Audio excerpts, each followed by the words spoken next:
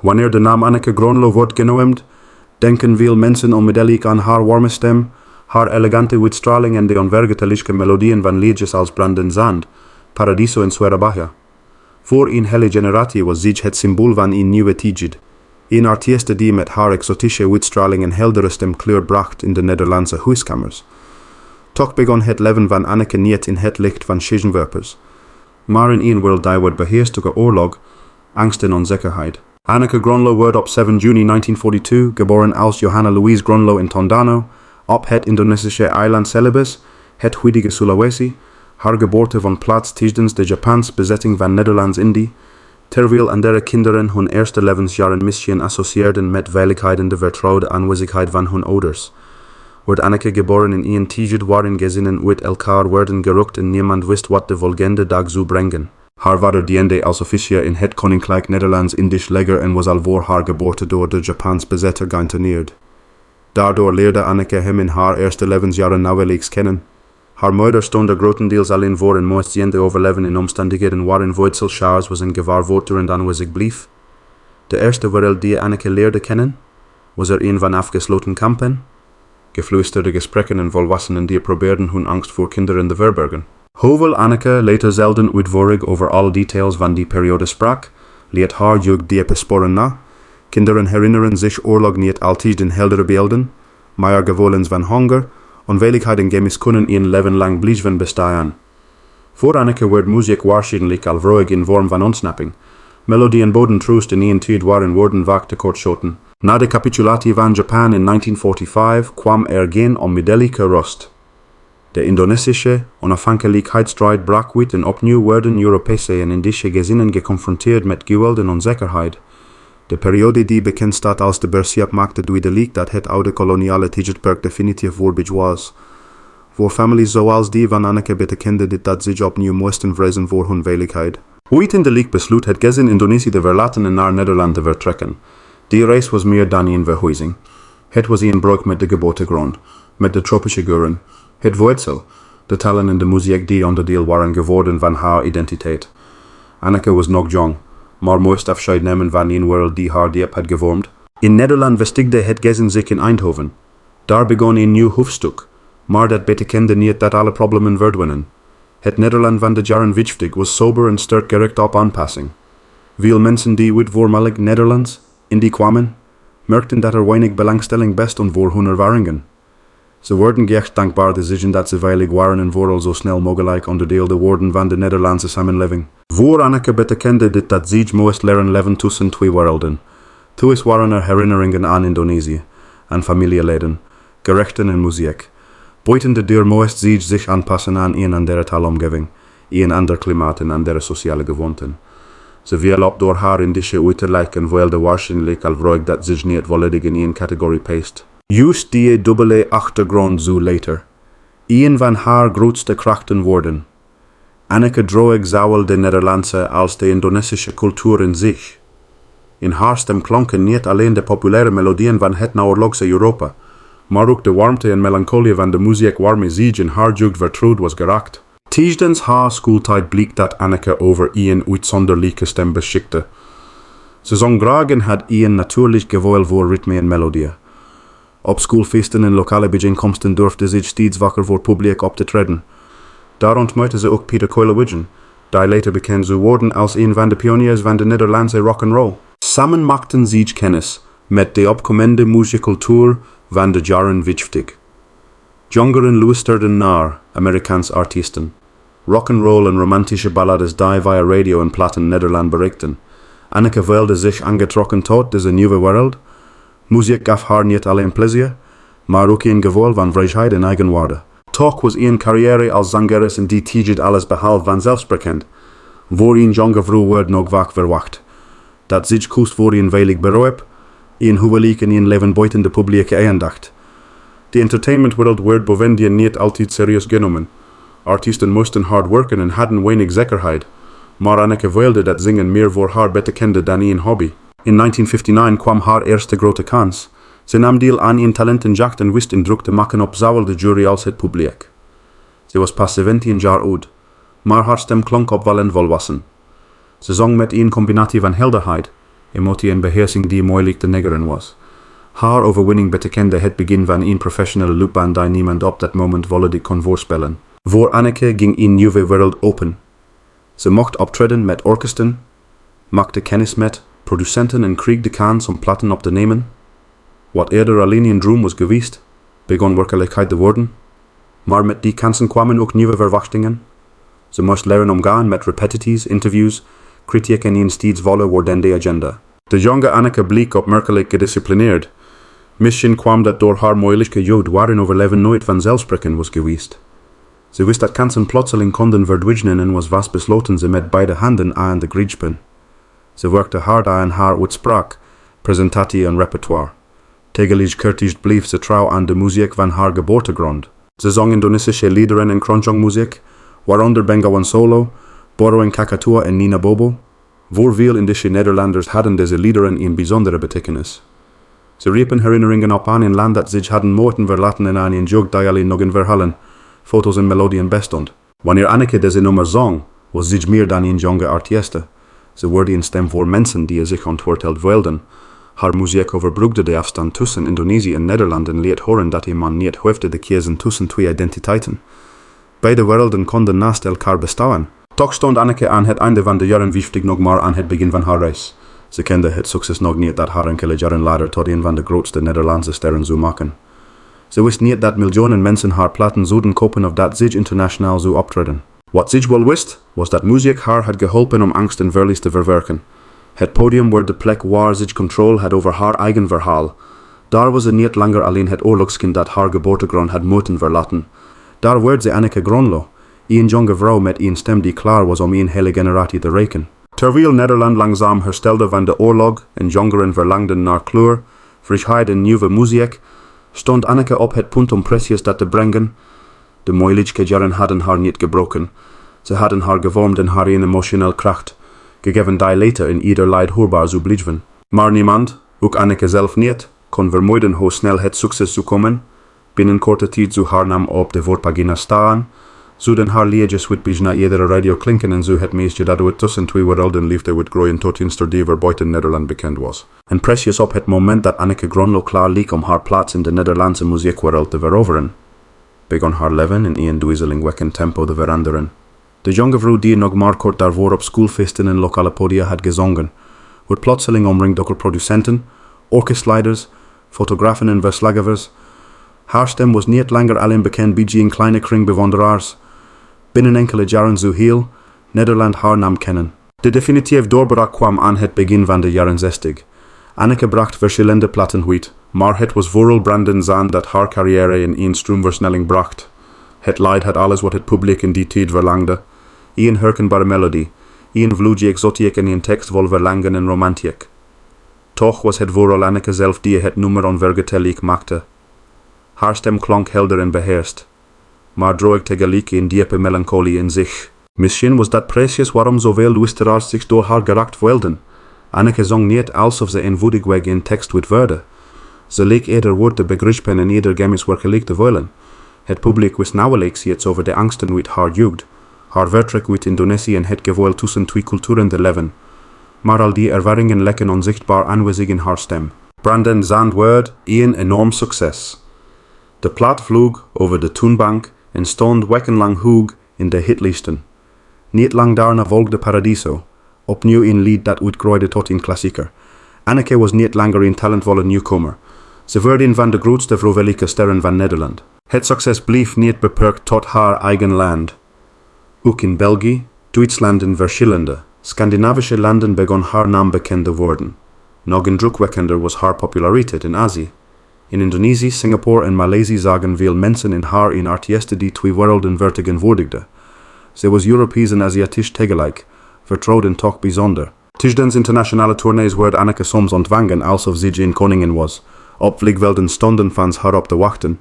In concertzalen zongen duizenden mensen haar liedjes mee. Haar platen versionen in verschillende talen en haar gezicht stond op affiches, tijdschriftomslagen en reclamecampagnes. Voor een jonge vrouw uit Eindhoven was dat bijna onwerkelijk. Binnen enkele jaren veranderde haar bestaan van een relatief eenvoudig gezelsleven in een eindeloze reeksreizen, opnames en optredens. Ze sliep in hotels, het onderweg en liefde voortdurend volgens de agenda van anderen. Iedere stad verwachtte dezelfde stralende Anneke, ongeacht hoe mooi of onzeker zich voelde. Achter de glimlach die het publiek zag, groeide daarom ook de druk. Succes bracht bewondering, maar eveneens verplichtingen. Wanneer een plaat 100.000 keren wordt verkocht, moest de volgende nog beter presteren. Wanneer een zaal uitverkocht was, verwachtte men dat de volgende tournee groter zou worden. Voor Rust of Twitchville was nauwelijks ruimte. De platenmaatschappij was precies welk beeld van Anneke het beste verkocht. Ze werd gepresenteerd als elegant, vriendelijk en altijd benaderbaar. Haar uiterlijk wordt zorgvuldig gestileerd en haar repertoire wordt grotendeels afgestemd op de smaak van het grote publiek. Toch had Anneke muzikaal veel breder interesses.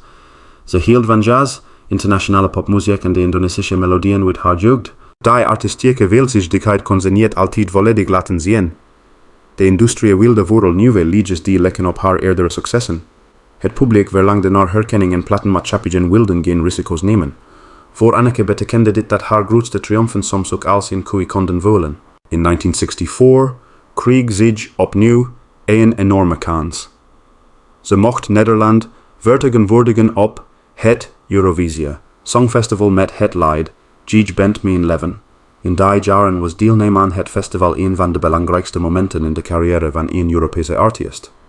Miljoenen mensen zouden haar optreden zien. Anneke verscheen zelfverzekerd op het podium, maar achter de schermen was de spanning groot. Ze droeg niet alleen haar eigen ambities, maar ook de verwachtingen van een heel land. Uiteindelijk eindigde zich op de 10e plaats. Het was geen overwinning, maar haar optreden bevestigde wel opnieuw dat Anneke tot de absolute top van de Nederlandse amusementswereld behoorde. Toch kon geen enkele prijs of hitlijst garanderen dat zich innerlijk gelukkig voelde. Het leven van een beroemde artiest bestaat uit vreemde tegenstellingen. Op het podium werd zich toegejust door duizenden mensen, maar na afloop keerde zich soms terug naar een stille hotelkamer. Ze werd herken in straten en restaurants, maar had steeds minder momenten waarop ze gewoon zichzelf kon zien. Roem maakte haar zichtbaar, maar niet altijd werkelijk gekkend. Het publiek kende haar jurken, haar liedjes en haar glimlach, maar niet de vrouw die na een zwaar optreden uitgeput haar schoenen uittrok of die zich afvroeg hoeveel van de belangstelling zou overblijven wanneer de hits uit zouden stoppen. Te midden van deze hectiek verlangde Anneke naar stabiliteit. Op 31 augustus 1964 trouwde zich met Wim Jaap van der Laan, een discjockey die verbonden was aan Radio Veronica. Voor Anneke vertegenwoordigde hij een wereld buiten de eindeloze stroom van interviews en concerten. Hun huwelijk bood haar in thuis en later werd zich moeder van 2 zoons. Het moederschap veranderde haar leven ingrijpend. Anneke wilde aanwezig zijn voor haar kinderen, maar haar carrière bleef hoge eisen stellen. Vaak moest zich vertrekken wanneer andere moeders thuis bleven. Tournees, televisieopnames en buitenlandse verplichtingen lieten zich niet gemakkelijk combineren met een gezinsleven. Voor de buitenwereld leek Anneke alles te hebben. Succes, liefde, een gezin en internationale erkenning. Maar juist op het hoogtepunt van haar roem wordt de vraag steeds dringender hoeveel een mens kan geven zonder zichzelf te verliezen. Ze probeerde artiesten, echtgenote en moeder tegelijk te ziegen, terwijl ieder van die rollen volledige aandacht verlangde. Aan het einde van de jaren 60 begon het muzikale landschap bovendien te veranderen. Jongeren luisterden naar rock, bandmuziek en later naar hardere en experimentele stijlen. De romantische slager verloor langzaam zijn dominante positie. Artiesten die enkele jaren eerder nog als vernieuwd en golden, worden plotseling door de critici als ouderwets beschreven. Voor Anneke was dat een pijnlijke confrontatie. Ze was nog jong, haar stem was nog krachtig en haar ervaring was groter dan ooit. Toch liep de muziekindustrie steeds meer op zoek naar andere gezichten en andere geluiden. De vrouw die kort daarvoor iedere hitlijst had beheerst, moest leren omgaan met een wereld waarin succes niet te eeuwig duurt. Maar Anneke weigerde de verwijzingen. In plaats van zichzelf als slachtoffer van veranderende tijden te zien, zocht ze nieuwe manieren om haar publiek te bereiken. Ze bleef optreden, ontwikkelde theaterprogramma's en keerde regelmatig terug naar haar Indonesische repertoire. Juist daarin vond ze opnieuw een vorm van vrijheid. Wanneer zich liederen als Bengawan Solo of Nina Bobo zong, hoefde zich niet te voldoen aan de laatste mode. Dan stond zich op het podium als zichzelf, verbonden met haar afkomst en met de herinneringen van duizenden Indische Nederlanders. Haar stem bracht mensen terug naar een land dat zich misschien nooit meer zouden zien. Zo begon Anneke langzaam te veranderen van een tenoridoel in een artieste met historische betekenis. Haar grootste hits bleven geliefd, maar haar verhaal werd breder. Ze vertegenwoordigde een generatie die oorlog, migratie en wederopbouw had meegemaakt. Haar liedjes werden deel van persoonlijke herinneringen, familiegeschiedenissen en een gedeeld cultureel verleden. Jaren later zou zich worden geëerd als een van de belangrijkste Nederlandse zangeressen van de 20e eeuw. Maar achter die erkenning bleef de vrouw bestaan die wist hoe onzeker Rome kon zijn. Ze had de top bereikt, de wereld rondgereisd en miljoenen platen verkocht. Maar had ook ontdekt dat applaus geen bescherming bood tegen eenzaamheid, twitchverliefde melichke kwetsbaarheid. Terwijl haar naam langzaam veranderde van die van een actuele popster in die van een levende legende, begon zich een nieuw hoofdstuk op te tekenen. Het zou een periode worden van erkenning en nostalgie, maar ook van ziekte. Verliezen steeds zwaardere beperkingen. Anneke bleef zingen zolang haar stem en lichaam het toiletten. Toch naderde onvermisselijk het moment waarop zelfs haar uitzonderlijke wilskracht niet langer voldoende zou zijn. De adem die haar ooit wereldfaam had gebracht, zou langzaam haar grootste tegenstander worden. De adem die Anneke Grönloh ooit wereldfaam had gebracht, zou inderdaad langzaam haar grootste tegenstander worden. Waar haar stem vroeger moeiteloos grote zalen voelde, moest zich op latere leeftijd steeds bewuster omgaan met iedere ademhaling. De lichtje kwetsbaarheid die zich jarenlang op de achtergrond had gehouden, wordt steeds nadrukkelijker aanwezig. Voor een zangeres betekende dat niet alleen een medische beperking, maar ook een directe bedreiging voor haar identiteit. Anneke had haar hele leven gezongen. Muziek was voor haar nooit slechts een beroep geweest. Het was de plaats waar zich herinneringen, pijn, verlangen en trots kon samenbrengen. Op het podium voelde zich vrijer dan waar dan ook. Juist daarom viel het haar zwaar om te accepteren dat haar lichaam niet langer hetzelfde tempo kon volgen als haar wil. Ze kreeg te maken met ernstige longproblemen. Optredens vergden steeds meer voorbereiding en herstel. Een leid dat vroeger vanzelf leek te komen, kon nu een fysieke inspanning worden. Toch bleef Anneke lang doorgaan. Ze wilde haar publiek niet teleurstellen en misschien wilde ze vooral zichzelf niet verliezen. Zolang ze kon zingen, bleef er een directe verbinding bestaan met het meisje dat ooit in Eindhoven had ontdekt dat haar stem deuren kon openen. Haar doorzettingsvermogen maakte diepe indruk op collega's en bewonderaars. Het publiek zag soms dat een optreden haar meer moeite kostte dan vroeger, maar het zag ook haar discipline. Ze stond daar niet uit gewoonte. Ze stond daar omdat muziek haar leven betekenis had gegeven. Iedere keer dat zich opnieuw brandend zand, paradiso of zwerabaya inzette, leek zich de bevestiging dat ouder worden niet betekende dat het verleden waardeloos werd. In de loop der jaren kreeg Anneke steeds meer erkenning voor haar volledige carrière. Niet alleen haar commerciële successen werden opnieuw genoemd, maar ook haar culturele betekenis. Ze was een van de eerste Nederlandse zangeressen die werkelijk internationaal doorbrak. Ze had miljoenen platen verkocht, in meerdere talen gezongen en grote populariteit verworven in zowel Europa als Azië. Voor veel Indische Nederlanders bleef zich bovendien een uitzonderlijk symbool. In haar muziek herkenden zich het gevoel van heimwee, ontworteling en leven tussen twee werelden. Anneke had nooit geprobeerd haar afkomst te verbergen. Integendeel, ze droeg die met zich mee in haar repertoire, haar uitstraling en haar manier van vertellen. Toch kan publieke erkenning de werkelijkheid van ziekte niet verzachten. Naarmate haar longproblemen ernstiger werden, werd haar leefwereld kleiner.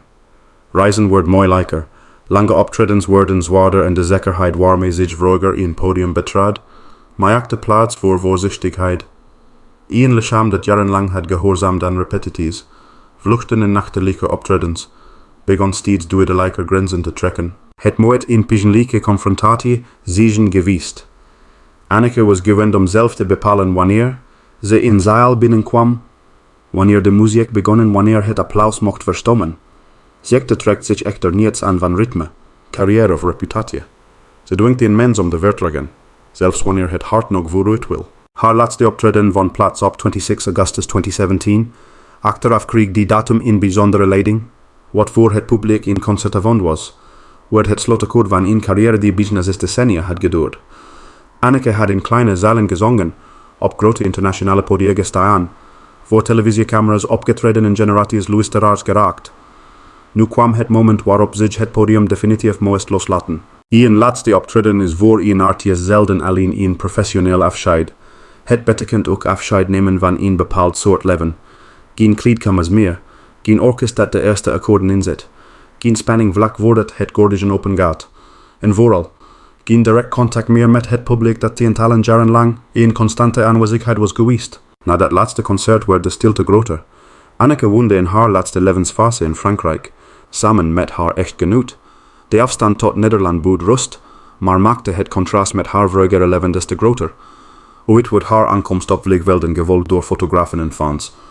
Nu speelde haar bestaan zich grotendeels af in beslotenheid. Die beslotenheid betekende niet dat zij vergeten was. Haar liedjes bleven op de radio klinken. Oude televisiefragmenten werden herhaald en bewonderaars bleven haar naam met warmte uitspreken. Toch kon publieke liefde niet voorkomen dat de dagelijkse werkelijkheid steeds meer werd bepaald door haar gezondheid. Op 14 september 2018 overleed Anneke Grönloh op 76-jarige leeftijd in haar woning in Frankrijk aan de gevolgen van haar longziekte. Het nieuws raakte Nederland diep.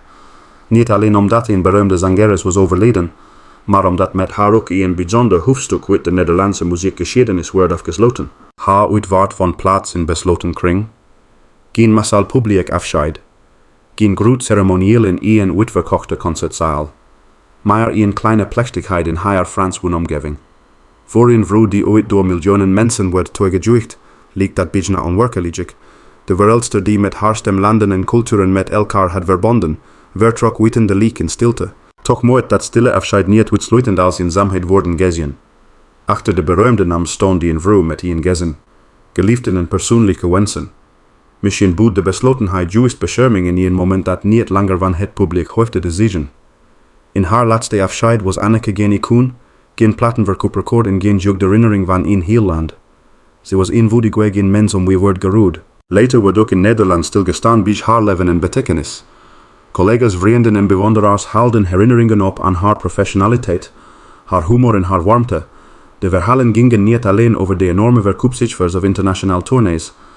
Ze gingen ook over de vrouw achter de zangeres.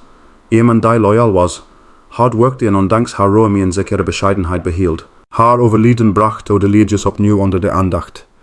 Luisteraars ontdekten dat nummers die decennia eerder waren opgenomen nog altijd emoties konden oproepen.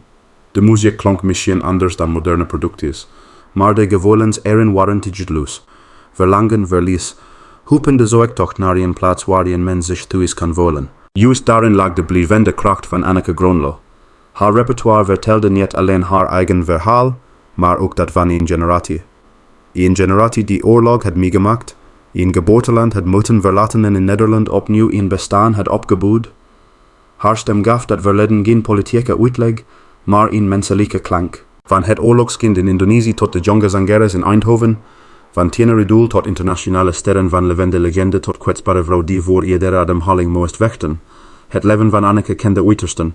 Ze had roem ervaren waar anderen alleen van konden dromen, maar ook de prijs betaald van een bestaan waarin het publiek voortdurend iets van haar verlangde. Aan het einde bleef er geen applaus over dat haar ziekte kon tegenhouden.